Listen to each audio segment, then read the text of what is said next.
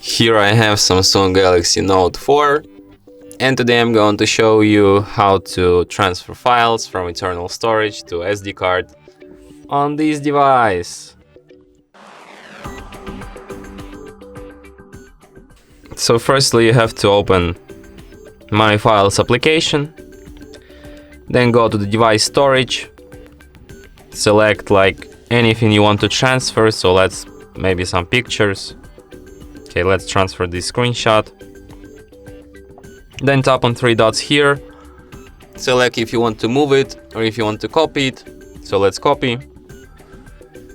Then select where to SD card. You can even create some kind of like photos